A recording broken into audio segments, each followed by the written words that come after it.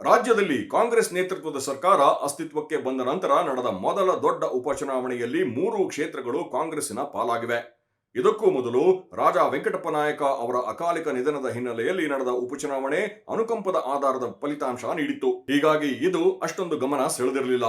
ಆದರೆ ಈಗ ನಡೆದ 3 ಕ್ಷೇತ್ರಗಳ ಉಪಚುನಾವಣೆ ಕುತೂಹಲ ಮೂಡಿಸಿತ್ತು. ಬಿಜೆಪಿ ಜೆಡಿಎಸ್ ಮೈತ್ರಿಯೊಂದಿಗೆ ಸ್ಪರ್ಧೆಗಿಳಿದ ಮೊದಲ ವಿಧಾನಸಭೆ ಚುನಾವಣೆ ಇದಾದರೆ ಮಾಜಿ ಮುಖ್ಯಮಂತ್ರಿಗಳಾದ ಕುಮಾರಸ್ವಾಮಿ ಮತ್ತು ಬಸವರಾಜ ಬೊಮ್ಮಾಯಿ ಅವರ ಪುತ್ರರು ಚುನಾವಣೆಯ ಅಖಾಡಕ್ಕೆ ಇಳಿಯುವ ಮೂಲಕ ಕುತೂಹಲ ಮೂಡಿಸಿದ್ರು. ಮುಖ್ಯಮಂತ್ರಿ ಸಿದ್ದರಾಮಯ್ಯ ವಿರುದ್ಧ ಮೈಸೂರು ನಗರ ಅಭಿವೃದ್ಧಿ ಪ್ರಾಧಿಕಾರದ ನಿವೇಶನ ಹಂಚಿಕೆ ಅಕ್ರಮ ಆರೋಪ, ವಾಲ್ಮೀಕಿ ಅಭಿವೃದ್ಧಿ ನಿಗಮದ ಹಣ ವರ್ಗಾವಣೆ ಮತ್ತು ಪರಿಶಿಷ್ಟ ಜಾತಿ ಹಾಗೂ ವರ್ಗಗಳಿಗೆ ಮೀಸಲಿಟ್ಟ ಹಣವನ್ನು ಗ್ಯಾರಂಟಿ ಯೋಜನೆಗಳಿಗೆ ಖರ್ಚು ಮಾಡಿದ ಆರೋಪ ದೊಡ್ಡ ಪ್ರಮಾಣದಲ್ಲಿ ಮಾಡಲಾಗಿತ್ತು.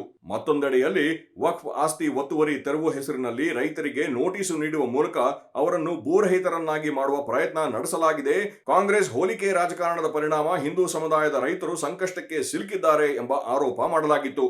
ಈ ಮೂಲಕ ಈ ಚುನಾವಣೆ ರಾಜ್ಯ ಸರ್ಕಾರ ಮತ್ತು ಮುಖ್ಯಮಂತ್ರಿ ಸಿದ್ದರಾಮಯ್ಯ ಅವರ ನಾಯಕತ್ವಕ್ಕೆ ನೀಡುವ ಜನಾದೇಶ ಎಂದು ವ್ಯಾಖ್ಯಾನಿಸಲಾಗಿತ್ತು. ಅದಕ್ಕೆ ಪ್ರಮುಖ ಕಾರಣ 3 ಕ್ಷೇತ್ರಗಳು ರಾಜ್ಯದ 3 ವಲಯಗಳನ್ನು ಪ್ರತಿನಿಧಿಸಿದ್ದವು. ಚನ್ನಪಟ್ಟಣ ಕ್ಷೇತ್ರ ರಾಜ್ಯದ ಹಳೆ ಮೈಸೂರು ಪ್ರಾಂತ್ಯಕ್ಕೆ ಸೇರಿದರೆ ಸಂಡೂರು ಕಲ್ಯಾಣ ಕರ್ನಾಟಕಕ್ಕೆ ಮತ್ತು ಶಿಗ್ಗಾವಿ ಸವಣೂರು ಕ್ಷೇತ್ರ ಕಿತ್ತೂರು ಕರ್ನಾಟಕ ಪ್ರದೇಶಕ್ಕೆ ಸೇರಿದೆ. 3 ಪ್ರಾಂತ್ಯದ ಜನ ರಾಜ್ಯ ಸರ್ಕಾರ ಹಾಗೂ ಪ್ರತಿಪಕ್ಷದ ಮೈತ್ರಿಕೂಟಕ್ಕೆ ಯಾವ ಸಂದೇಶ ನೀಡಲಿದ್ದಾರೆ ಎಂಬುದು ಕುತೂಹಲ ಮೂಡಿಸಿತ್ತು. ಚುನಾವಣೆಗೂ ಮುನ್ನ ನಿವೇಶನ ಹಂಚಿಕೆಯ ಕ್ರಮ ಮತ್ತು ವಾಲ್ಮೀಕಿ ಅಭಿವೃದ್ಧಿ ನಿಗಮದ ಹಣಕಾಸು ವರ್ಗಾವಣೆ ವಿಷಯವನ್ನು ಪ್ರಮುಖವಾಗಿ ಇಟ್ಟುಕೊಂಡ ಬಿಜೆಪಿ ಮತ್ತು ಜೆಡಿಎಸ್ ಮುಖ್ಯಮಂತ್ರಿ ಸಿದ್ದರಾಮಯ್ಯ ಅವರ ರಾಜೀನಾಮೆಗೆ ಪಟ್ಟು ಹಿಡಿದಿದ್ದವು. ಹೀಗಾಗಿ ಚುನಾವಣೆಯ ಫಲಿತಾಂಶ ಸರ್ಕಾರದ ಮೇಲೆ ಪರಿಣಾಮ ಬೀರಲಿದೆ ಎಂಬ ವಿಶ್ಲೇಷಣೆ ಕೇಳಿಬಂದಿತ್ತು. ಇದೀಗ ಹೊರಬಂದಿರುವ ಫಲಿತಾಂಶ ಕಾಂಗ್ರೆಸ್ಸಿನ ಉತ್ಸಾಹವನ್ನು ಇಮ್ಮಡಿಗೊಳಿಸಿದರೆ ಮುಖ್ಯಮಂತ್ರಿ ಸಿದ್ದರಾಮಯ್ಯ ಅವರ ಆತ್ಮಬಲವನ್ನು ಮತ್ತಷ್ಟು ವೃದ್ಧಿಯಾಗುವಂತೆ ಮಾಡಿದೆ. ಇದಕ್ಕೆ ಪ್ರತಿಯಾಗಿ ಬಿಜೆಪಿ ರಾಜ್ಯಾಧ್ಯಕ್ಷರಾಗಿ ವಿಜಯೇಂದ್ರ ನೇಮಕಗೊಂಡ ಸಮಯದಿಂದ ಹಿಡಿದು ಇಲ್ಲಿಯವರೆಗೆ ಅವರ ನಾಯಕತ್ವದ ಬಗ್ಗೆ ಪ್ರಶ್ನೆ ಮಾಡುತ್ತಿರುವ ಭಿನ್ನರ ವಾದಕ್ಕೆ ಮತ್ತಷ್ಟು ಬಲ ತಂದು ಕೊಡಲಿದೆ. ವಿಜಯೇಂದ್ರ ಅವರನ್ನು ತಮ್ಮ ನಾಯಕ ಅಥವಾ ಪಕ್ಷದ ಅಧ್ಯಕ್ಷ ಎಂದು ಒಪ್ಪಿಕೊಳ್ಳಲು ಸಾಧ್ಯವೇ ಇಲ್ಲ ಎಂದು ಬಹಿರಂಗವಾಗಿ ಹೇಳುತ್ತಿರುವ ಭಿನ್ನಮತೀಯ ನಾಯಕರು ಇದೀಗ ಅವರ ಬದಲಾವಣೆಗೆ ಆಗ್ರಹಿಸಿ ತಮ್ಮ ಹೋರಾಟವನ್ನು ಮತ್ತಷ್ಟು ತೀವ್ರಗೊಳಿಸುವ ಸಾಧ್ಯತೆ ಇದೆ.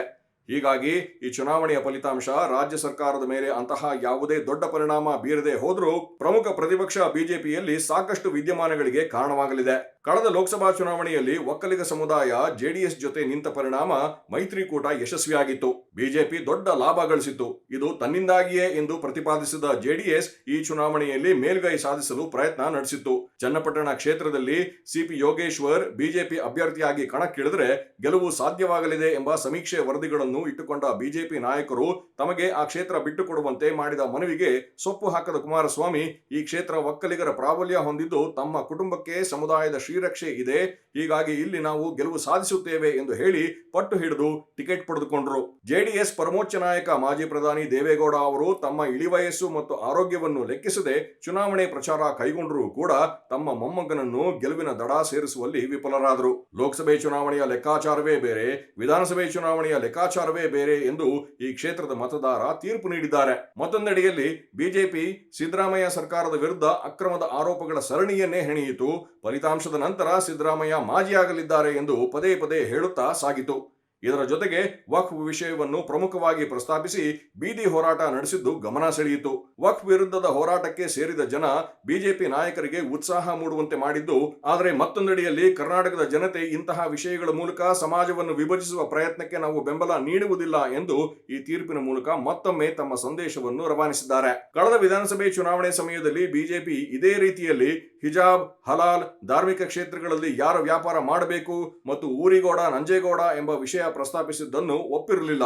ಭಾವನಾತ್ಮಕ ವಿಷಯಗಳು ನಮಗೆ ಬೇಡ ಎಂಬ ಸಂದೇಶವನ್ನು ಅಂದೇ ರವಾನಿಸಿದರೂ ಕೂಡ ಭೂಮಿಯ ವಿಷಯವನ್ನು ಇಟ್ಟುಕೊಂಡು ಪ್ರಸ್ತಾಪಿಸಿದ ವಕ್ಫ್ ತನ್ನ ಮತ ಬ್ಯಾಂಕ್ ಅನ್ನು ಗಟ್ಟಿಗೊಳಿಸಲಿದೆ ಎಂದು ಬಿಜೆಪಿ ನಿರೀಕ್ಷಿಸಿತ್ತು. ಆದರೆ ಈ ಬಾರಿಯೂ ಮತದಾರ ಅದಕ್ಕೆ ಮಣೆ ಹಾಕಿಲ್ಲ. ಈ ವಿಷಯ ಅತ್ಯಂತ ಹೆಚ್ಚು ಪ್ರಸ್ತಾಪಗೊಂಡ ಶಿಗ್ಗಾವಿಯಲ್ಲೂ ಇದು ಯಾವುದೇ ಕೆಲಸ ಮಾಡಿಲ್ಲ.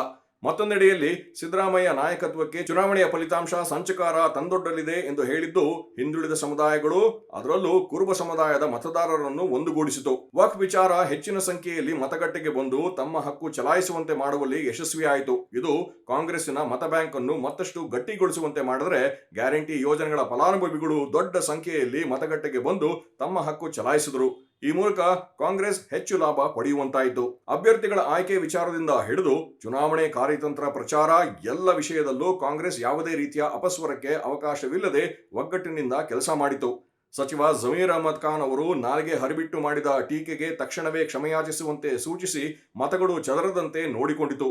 ಆದರೆ ಬಿಜೆಪಿಯಲ್ಲಿ ಆರಂಭದಿಂದಲೂ ಅಪಸ್ವರ, ಶಿಗ್ಗಾವಿ ಅಭ್ಯರ್ಥಿ ಆಯ್ಕೆ ಗೊಂದಲ ಮೂಡಿಸಿದ್ರೆ ಸಂಡೂರಿನಲ್ಲಿ ಉಂಟಾದ ಭಿನ್ನಮತ ಶಮನಗೊಳಿಸಲು ಸಾಕಷ್ಟು ಬೆವರು ಹರಿಸಬೇಕಾಯಿತು. ಚನ್ನಪಟ್ಟಣ ಜೆಡಿಎಸ್ ಅಭ್ಯರ್ಥಿ ಮಾಜಿ ಮುಖ್ಯಮಂತ್ರಿ ಯಡಿಯೂರಪ್ಪ ಅವರ ಆಯ್ಕೆ ಹೀಗೆ ಅಪ್ಪ ಮಗ ಕುಮಾರಸ್ವಾಮಿ ಅವರೊಂದಿಗೆ ಸೇರಿ ತಮ್ಮ ಅಭ್ಯರ್ಥಿಯನ್ನು ಗೆಲ್ಲಿಸಿಕೊಳ್ಳಲಿ ಎಂದು ಇತರೆ ಬಿಜೆಪಿ ನಾಯಕರು ಈ ಬಗ್ಗೆ ಅಷ್ಟಾಗಿ ತಲೆ ಕೆಡಿಸಿಕೊಳ್ಳಲಿಲ್ಲ.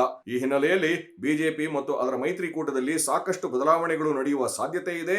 ಜೆಡಿಎಸ್ ಪ್ರಭಾವಿ ನಾಯಕ ಜಿಟಿ ದೇವೇಗೌಡ ನೇತೃತ್ವದಲ್ಲಿ ಒಂದಷ್ಟು ಶಾಸಕರು ಪಕ್ಷದ ನಾಯಕತ್ವದ ವಿರುದ್ಧ ತಿರುಗಿ ಬಿದ್ದಿದ್ದಾರೆ. ಅದು ಮುಂದಿನ ದಿನಗಳಲ್ಲಿ ಯಾವ ಸ್ವರೂಪ ಪಡೆಯುತ್ತದೆ ಎನ್ನುವುದನ್ನು ಈಗಲೇ ಹೇಳಲು ಸಾಧ್ಯವಿಲ್ಲ.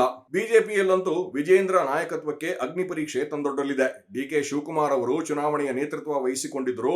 ಅಭ್ಯರ್ಥಿಗಳ ಆಯ್ಕೆ, ಸಂಘಟನೆ, 3 ಕ್ಷೇತ್ರ ಜಿಲ್ಲೆಗಳಲ್ಲಿ ಪಕ್ಷಕ್ಕೆ ಬಲ ತುಂಬುವ ನಿಟ್ಟಿನಲ್ಲಿ ಕೈಗೊಂಡ ಕ್ರಮಗಳು ಕೈ ಹಿಡಿದಿವೆ.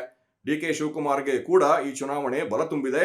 ಅದರಲ್ಲೂ ಚನ್ನಪಟ್ಟಣದ ಚುನಾವಣೆ ಫಲಿತಾಂಶ ಶಕ್ತಿ ನೀಡಿದೆ. ಮುಖ್ಯಮಂತ್ರಿ ಸಿದ್ದರಾಮಯ್ಯ ಅವರ ನಾಯಕತ್ವ ಮತ್ತೊಮ್ಮೆ ಸಾಬೀತಾಗಿದೆ. ಪಕ್ಷದ ಅಹಿಂದ ನಾಯಕರಾಗಿ ಸರ್ಕಾರವನ್ನು 1.5 ವರ್ಷ ಕಾಲ ಮುನ್ನಡೆಸಿ ಗ್ಯಾರಂಟಿ ಸೇರಿದಂತೆ ಹಲವು ಯೋಜನೆಗಳನ್ನು ಜಾರಿಗೊಳಿಸಿದ್ದು ಫಲ ಕೊಟ್ಟಿದೆ. ಆದರೆ ಈ ಫಲಿತಾಂಶ ತನ್ನ ಸರ್ಕಾರಕ್ಕೆ ನೀಡಿದ ಜನಾದೇಶ ಎಂದು ಅತಿಯಾದ ಆತ್ಮವಿಶ್ವಾಸದಿಂದ ಬೀಗುವ ಮೂಲಕ ತಾನು ಮಾಡಿದ್ದೇ ಸರಿ ಎಂದು ಹೊರಟರೆ ಮುಂದಿನ ದಿನಗಳು ಆಡಳಿತಾರೂಢ ಕಾಂಗ್ರೆಸ್ಸಿಗೆ ಅಗ್ನಿ ಪರೀಕ್ಷೆಯಾಗಲಿದೆ.